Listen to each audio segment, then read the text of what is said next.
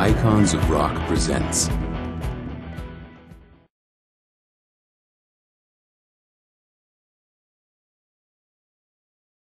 Hi, I'm Ruth McCartney, and I'm here with the legendary Neil Merryweather from north of the border. And from where I come from, north of the border is really north of the border.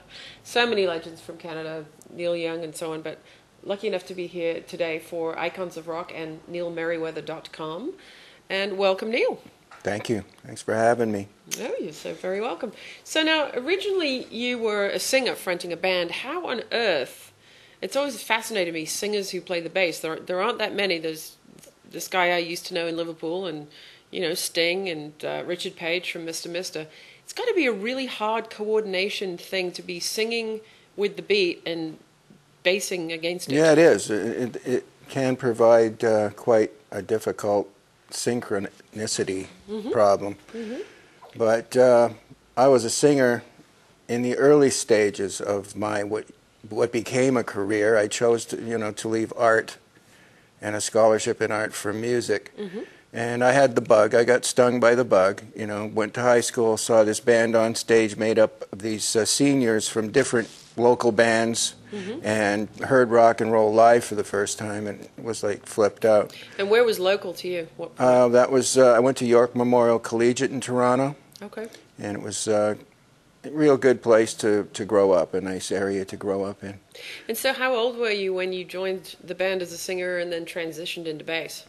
I was probably about 17, 18. I think chronologically, I hope I'm right. Might be a little bit older than that, but we had a couple of bands and we were doing really well, and our bass player decided he would take $50 more to go with this other group, Bobby, Chris, and the Imperials, And I heard about it, and he never told me, and we were kind of close friends in the band, and this group called JB and the Playboys were playing in this club called the... Doesn't matter. What was the name of the club? Anyway, it was run by this English gentleman. Okay. And a lot of bands played there. And I walked into the club, and here's the bass player coming right in front of the stage. I clocked him.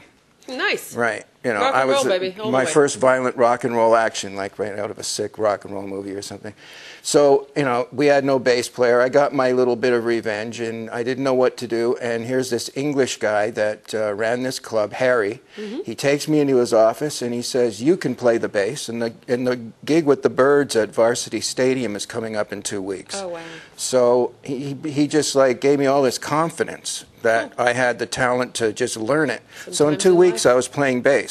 Sometimes in life you need And people like that. actually just loved it, and kind of got a reputation for being, good at it in my local circuit.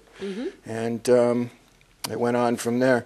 Continued singing, but getting back to your question, playing the bass and singing. Sometimes you just got to sacrifice and get real simple to get more complicated on vocals. Yeah.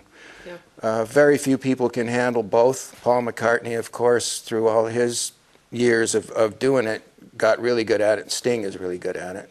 I got to the point later in my career where I could do anything.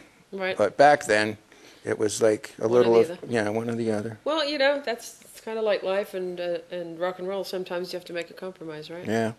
But actually, I'm going too long with this first question. No, that's okay. But there you go.